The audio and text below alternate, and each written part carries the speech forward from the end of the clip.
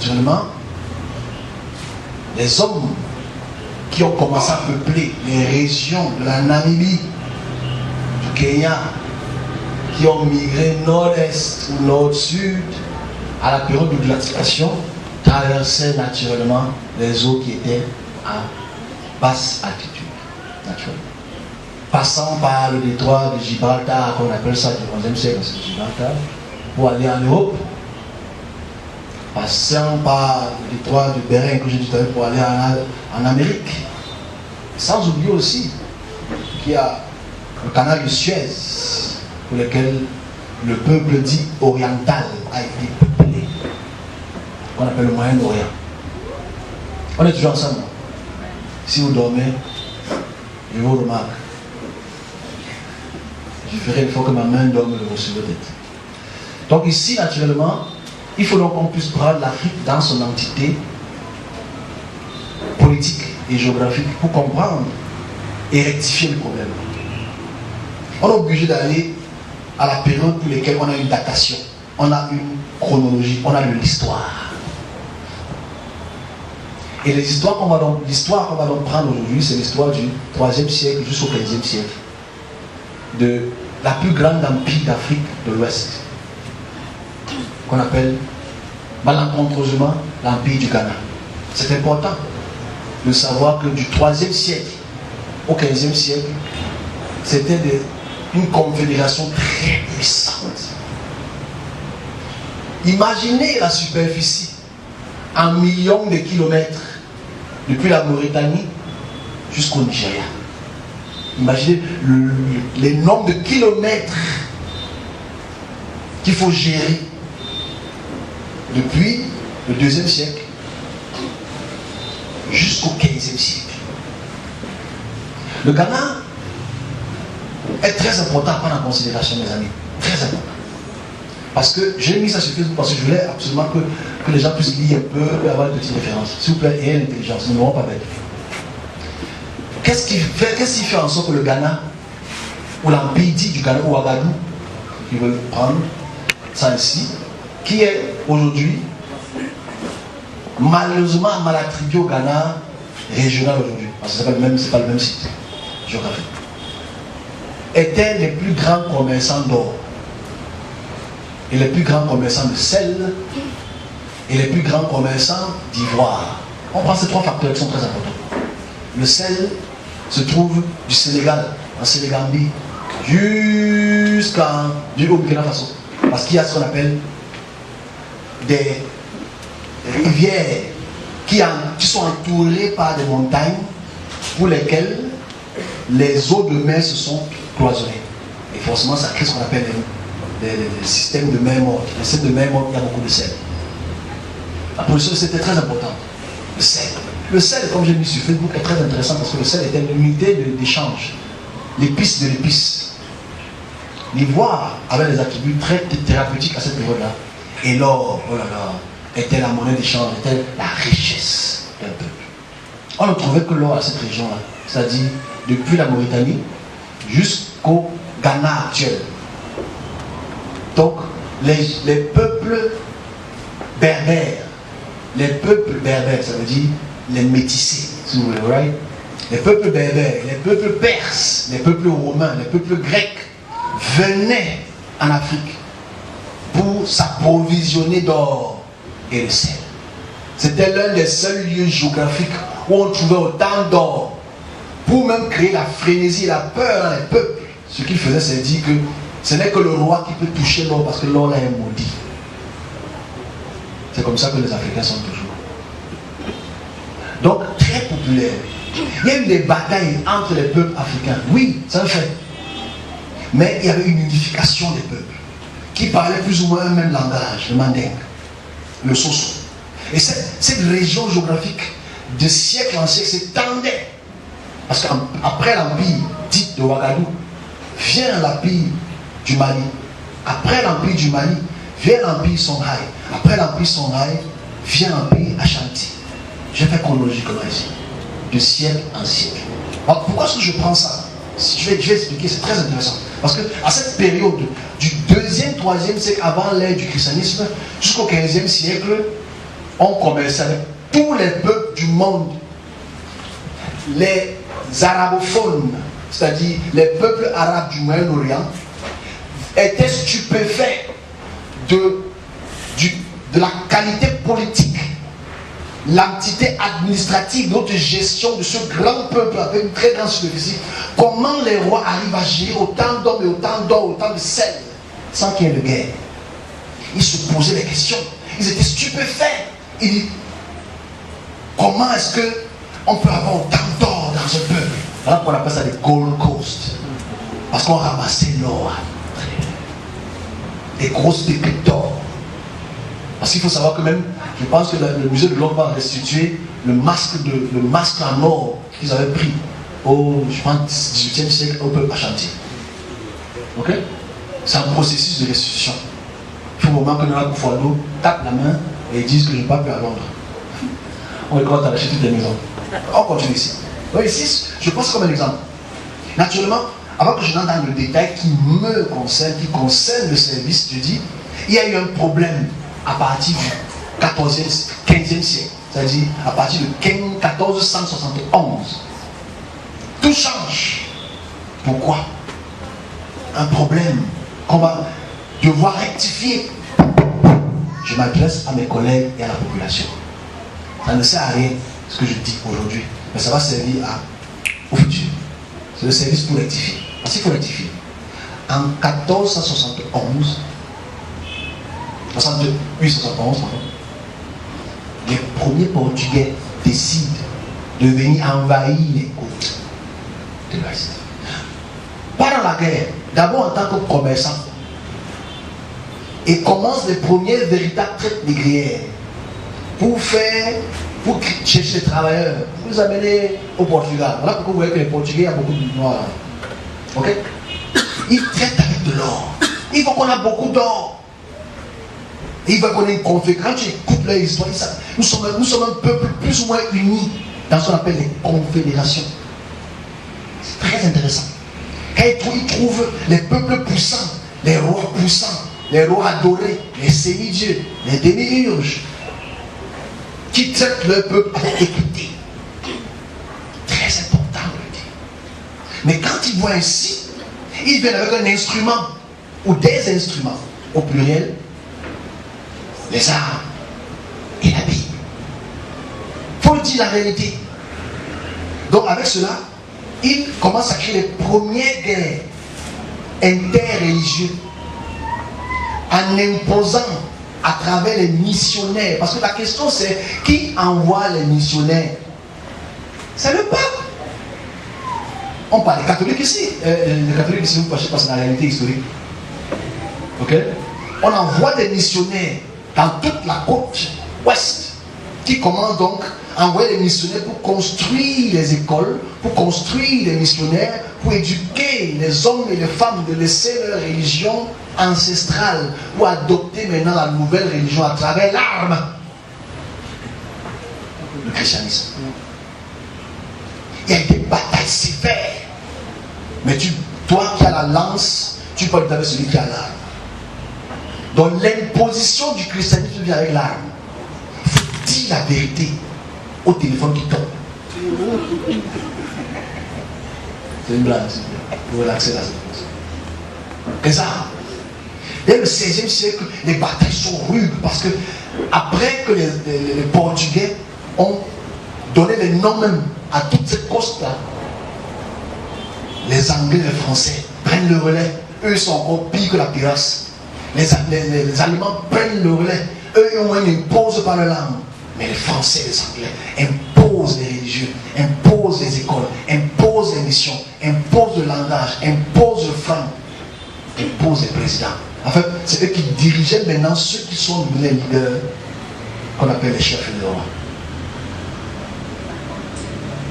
Ainsi, ils détruisent la structure politique et administrative que ces peuples ont eu pendant près de 1000 ans.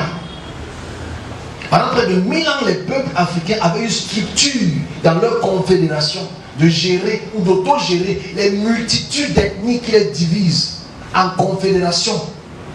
Et ils sont venus imposer une religion qui annule toute leur forme de réflexion. Parce qu'on oublie une chose qu'on ne veut pas dire. Les peuples américains, ou les peuples anglais, ou les Ariens, les Indo-Européens, c'est plus ou moins un peuple. Quand ils quittent dans les Amériques, ce sont les Irlandais et les Anglais. C'est un peuple.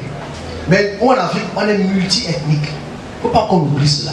On est multi-ethnique. Donc quand ils viennent ici, du 16e jusqu'au 18e siècle, c'est des batailles pour l'or, l'ivoire, le sel, et la traite négrière prend de plus en plus d'ampleur. Ils nous transvasent dans des grosses boîtes qu'on appelle des navires en bois qui vacillent au cours des océans. On s'en fout si on vomit, on ne vomit pas. On nous envoie au Brésil. Okay. Parce qu'en 1500, la traite négrière nous envoie au Brésil. On commence à être des marchands, on travaille pour le sucre, on travaille pour le thé. Ils ont la Bible à main. C'est les missionnaires. Parce que n'oublions pas que les Portugais sont chrétiens. Ils connaissent la Bible, ils connaissent la loi de l'esclavage. Il faut que les Africains se réveillent. Parce que ce qui a gâté la structure économique, la structure administrative de toute l'Afrique de l'Ouest a commencé à l'arrivée des chrétiens. Parce que toute l'Europe est chrétienne. Cette imposition, parce que les gens disent que le christianisme, il n'y a pas de christianisme en Afrique. C'est absolument faux. Enfin, le christianisme était peut-être en Afrique, mais il n'était même pas dominant. Il était une minorité de 0,001%. C'est l'argument que je viens de donner avant. Que parce qu'il y a César d'Antioche, c'est une minorité. Ils étaient des animistes. Et qui croient en leur statuette. C'est leur droit de croire en ce qu'ils veulent croire. Toi, tu crois à la même statuette, non? C'est bizarre qu'eux ont leur statuette. Tu as ta statuette. Ça c'était noir. Pour toi, elle est blanche. Et pour toi, c'est le diable. Et pour lui, c'est Dieu. C'est que tu es aligné, en fait. C'est l'annihilation totale. J'aime mieux une photo comme ça il y a quelques jours sur Facebook.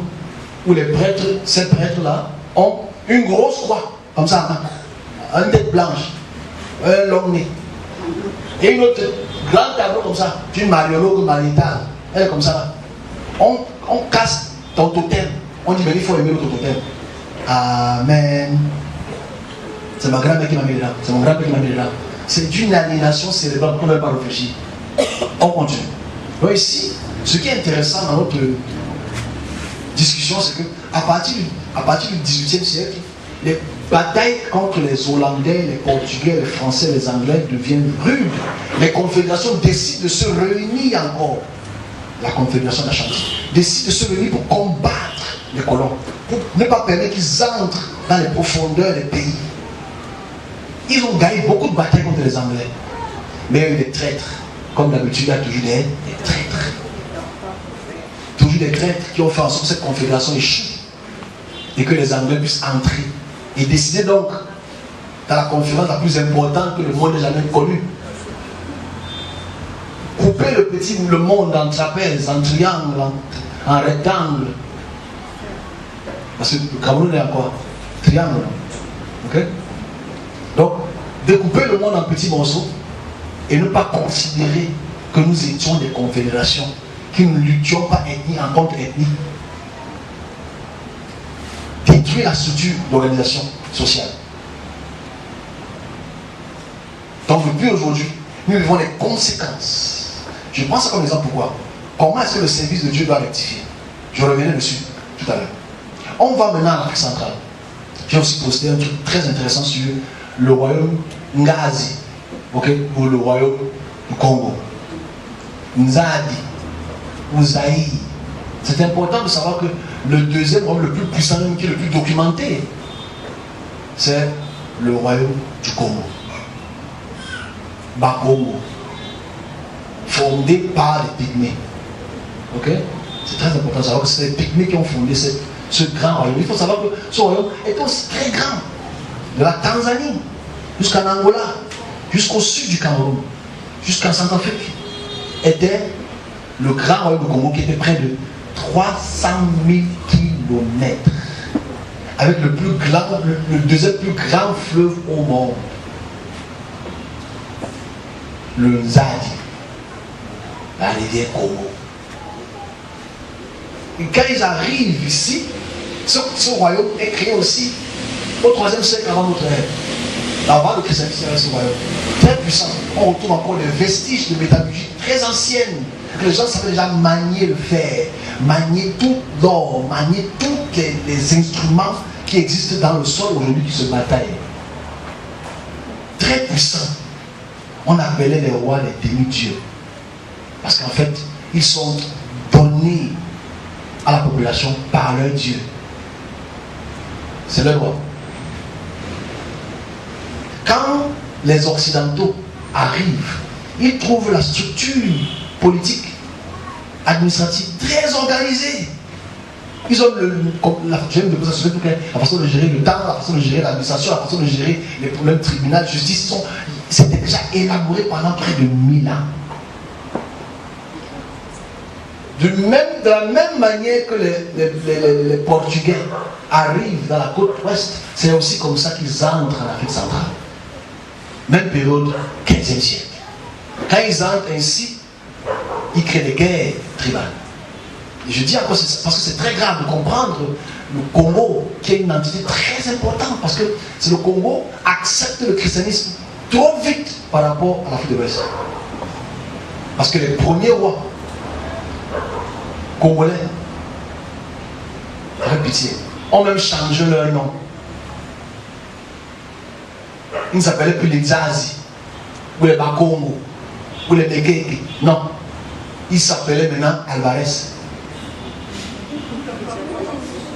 Alvarez premier. Non, c'est sérieux. C'est sérieux. S'il vous plaît, il faut lire. C'est important. Donc tous les rois commençaient à s'appeler, ils avaient les noms portugais. N'oublions pas que la colonie, l'Angola est toujours portugaise. Ok? C'est important. Donc toute cette région-là, en fait, on commence à changer. On a accepté le christianisme. Voilà pourquoi vous voyez que le Congo est pro-chrétien. Parce que le Congo a 500 ans de catholicisme. Voilà pourquoi ils sont très... Tu peux parler au Congolais, la religion. Parce qu'il va t'expliquer que le Congo, c'est un pays que le Dieu est venu visiter. Mais c'est très important, Maman Nangaï, qu'il faut comprendre la considération. C'est sorti comme ça. Tu as pris ça, à monter ça, souvent tu fais la passe à ton voisin. Ça va aller. Donc ici, le Congo, pendant ces 500 ans, c'est les batailles intertribales que les colons français, colons anglais, très peu, colons allemands, ont subdivisé donc les tribus et apporté des guerres intertribales parce qu'ils voulaient le faire. Ils voulaient de l'or. Ils voulaient le bauxite. Parce qu'on oublie le bauxite. Et dès cet instant-là, l'organisation administrative a changé. On est devenu chrétien. Même le calendrier des Congo ont changé. Tout a changé. Et le roi Alvarez dit une chose qui est stupéfiante.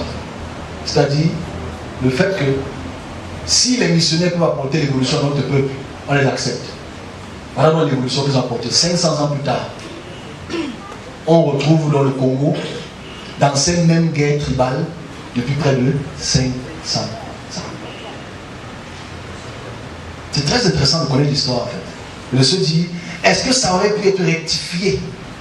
On ne peut pas vraiment savoir. On va peut-être savoir tout à l'heure. Mais ces guerres de l'Est, de l'Ouest, au centre, sont identiques. Le même symptôme m'a frappé l'Afrique de l'Ouest, comme le même symptôme a frappé l'Afrique centrale, comme le même symptôme a frappé l'Afrique australe. On parle de ça. Dès qu'ils sont arrivés avec le christianisme et leur institution politique, ils ont bafoué les administrations géopolitiques de toute l'Afrique et leur organisation présidentielle, administrative, sociale, financière. Parce que vous savez, comme j'ai écrit sur Facebook, le peuple Congo avait leur monnaie. Ils avaient leur monnaie déjà. C'était les Coréens. Ils avaient leur monnaie. Ils avaient leur monnaie. L'Afrique de l'Ouest avait sa monnaie de sel. Ils avaient leur monnaie. C'est-à-dire qu'en fait, ils avaient une structure administratives et financières qui s'autogéraient sans inflation, sans dévaluation, sans FMI. C'est important de le dire. Sans FMI. Pourquoi? Parce que la ressource du sel, on sait où on la trouve. La ressource de l'eau, on sait où on la trouve. Pas besoin d'inflation. Même chose pour l'Afrique centrale. Mais le fait qu'ils soient arrivés, ils ont changé la structure parce qu'eux n'ont pas l'or. Eux n'ont pas le sel. Eux n'ont pas l'ivoire. Ils ont changé la structure économique de l'Afrique de l'Ouest et l'Afrique centrale. C'est là la Bible ce que dit. Jérémie chapitre 32, verset 32.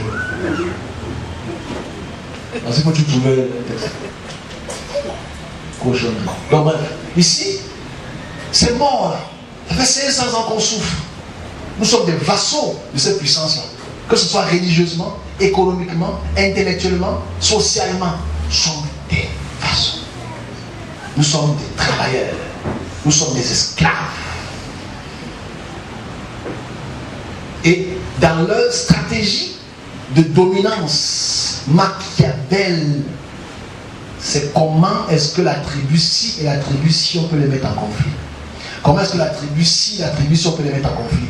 Comment est-ce que la tribu ci et la tribu ci on peut les mettre en conflit. Parce que tant qu'il y a conflit, nous on continue notre extraction d'or, on continue notre extraction de sel, etc. Et c'est la même chose qui se vit encore aujourd'hui, 500 ans plus tard.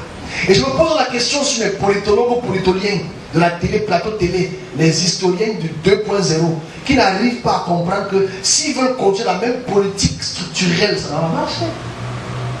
Rectification du temps. On y va. Super, je sais que je vous parle trop de temps, mais c'est important. Le temps que la partie se remplisse là, en 2018, je suis transporté au 16e siècle pour rectifier le temps.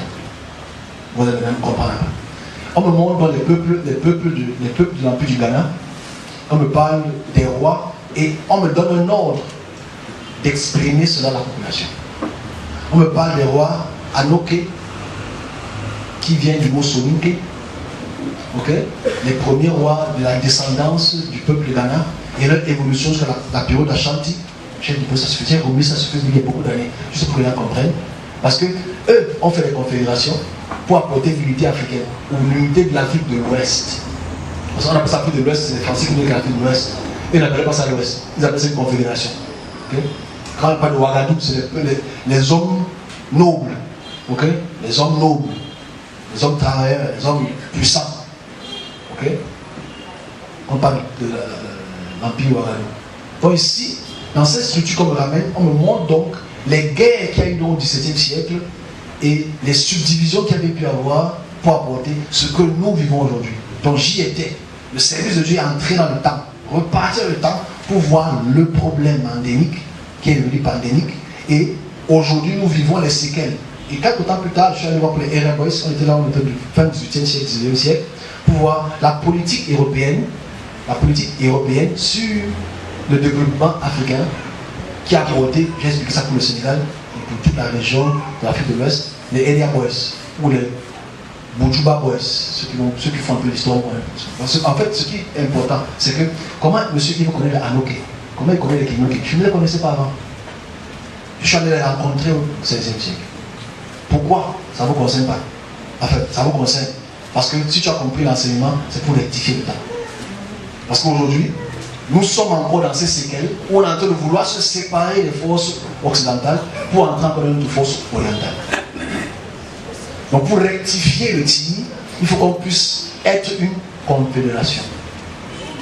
En considérant nos différentes ethnies. Pas pour subdiviser en tant que pays, mais subdiviser en tant qu'ethnie. Et que chaque ethnie apporte sa pierre à l'édifice pour le développement de chaque région géographique en Afrique. Voilà comment on peut se développer. Est-ce qu'on est ensemble? Donc le fait qu'on me ramène en arrière dans le temps, c'est pour rectifier le futur. Rectifier le futur, ce n'est pas par les prières, donc. On va se fire, occidentaux, fire. Non. Il faudrait que la population, les leaders, entendent, écoutent, comprennent, voient où on a chuté et les conséquences de notre chute et de voir comment on va encore chuter Parce que si la Chine, la Russie ou les BRICS prennent le pouvoir, comment ils vont nous traiter comment ce n'est pas une confédération? Parce que n'oublions pas que en 1884, 85, jusqu'à août, l'Europe était une confédération. Ils sont réunis pour diviser l'Afrique. Donc je me pose la question sur beaucoup de Congolais, quand on parle du Congo, de l'Empire du Zaïre. Les Portugais ont décapité les gens, les a transportés dans les églises. Vos chefs, ce sont les mauvais. Qu'est-ce que Léopold a fait? Léopold, c'est le plus sanguinaire après. C'est le plus sanguinaire, mais c'est un chrétien. C'est l'Empire du Belge. C'est important de voir à quel point, je ne sais même pas comment un homme de Dieu, un serviteur de Dieu peut se placer, arrêter ce texte qui a été l'instrument de torture et de mort de millions et de millions de personnes. C'est des millions de personnes qui sont mortes à travers le texte. Est-ce que le texte dit de Dieu? Oui, il faut lire Josué. Il faut lire Josué chapitre 1 jusqu'au chapitre de la fin. Vous devez le détruire, tout le monde laisser les vierges. On se demande pourquoi il doit laisser les vierges. C'est important de le dire. Donc, la structure géopolitique aujourd'hui, elle est détruite. Monsieur Mobutu a voulu essayer de régler le problème, mais il n'était pas efficient. Aujourd'hui, on parle d'une nation unie, peuple un, indivisible, mais on se ment. On se ment. Disons la vérité ici. Si on met, pour les gens du littoral ici, si on met Cabral, Ibi ici, et on met un Béti ici, vous allez voter qui? Parce que nous sommes une affiliation ethnique. C'est dans l'ADN de l'homme de s'affilier à celui qui se sent proche. Parce qu'on oublie que les Gaulois, les mangeurs de sanglier, ceux qui sont dans la soupe à pouvoir sans pouvoir, c'est le peuple gaulois, le peuple des femmes. C'est un peuple. Nous sommes multi-ethniques. Il faudrait que les politiciens de demain, qui ne serviront pour moi à rien, ça ne sert à rien, les politiciens ne servent à rien. La politique, les politiciens dans leur politologie ne servent à rien. Parce qu'eux, ils prônent la démocratie. Ils ne peuvent pas la démocratie dans un peuple ethnique. Est-ce qu'on est ensemble? Ouais, je conclue. Ils ne peuvent pas avoir... Bon, c'est quoi démos kratos? C'est quoi la démocratie?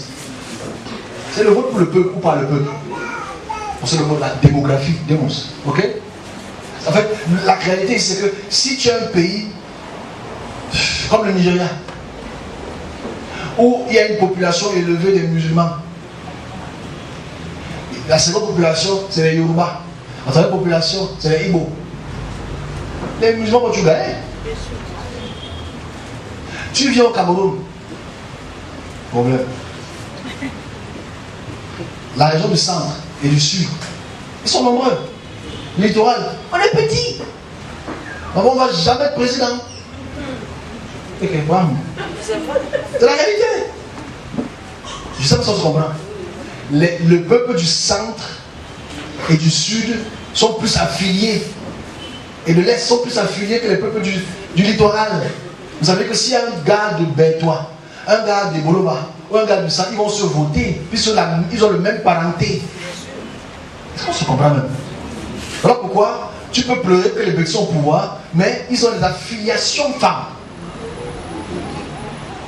Donc si on fait un vote, des gens, si on fait un vote anti-Nord, ils vont nous gagner pendant 50 siècles. Parce qu'ils sont plus populaires, ils ont plus de démographie que les gens du littoral. Est-ce qu'on est ensemble? Donc la démocratie ne peut pas marcher. It doesn't work. Est-ce que les gens nous comprennent? Il ne faut pas être bête, non? Sois intelligent. Si on ajoute maintenant les gens du Nord, les gens du Nord, une très grande population, d'abord ils accouchent comme si c'était la fin du monde. C'est pas une issue. Voilà, c'est pas une issue, c'est un constat. Ils accouchent beaucoup. Voilà pourquoi, comprenant cela, dans la stratégie politique du RDPC, il faut qu'on achète des gens du Nord.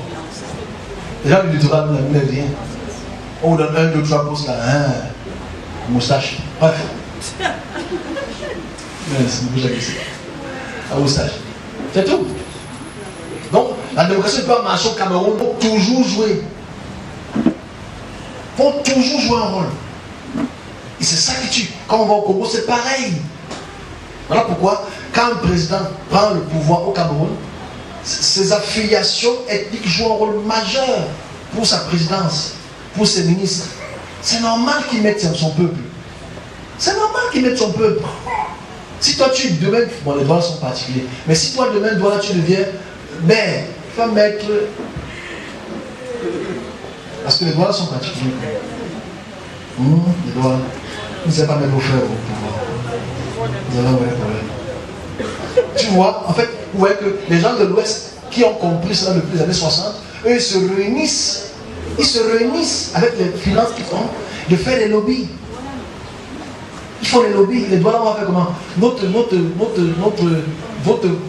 La nouvelle lanterne des Douala qui est partie en France il y a quelques temps, là, on l'a créée là-bas, que c'est un mendiant. Regarde comme ça. Peut-être peut vous aider. Si il gagne la mairie deuxième, pour la gagner la mairie première, et lui qui est vraiment anti-Bamileke, il faut dire que non. Bon, disons qu'il est. Bref, il est. Il va forcément mettre beaucoup de savoir. Mais je dis, cette manœuvre crée plus de tension que de solution. Oh, tu es tribaliste. Oh, non. Il faut qu'on puisse voir la tribu. Dans la tribu, son rôle majeur dans le développement de sa propre région. Voilà comment on pourrait résoudre le problème ethnique. Parce qu'on ne peut jamais enlever les ethnies. Chez vous, les Sawa, à part les blancs que vous avez mariés, vous n'aimez pas qu'on épouse les gars de Bamileke. Les Bamileke, on connaît quand tu vois une fille Sawa, parce que tu l'utilises souvent, quand tu vas vouloir épouser, tu vas épouser une fille de ton village. Les nordistes aussi, tu tapais les deux, tu fais les filles de taper les deux. Vous allez réaliser que la plupart de nos cultures, pour faire le mariage intertribal,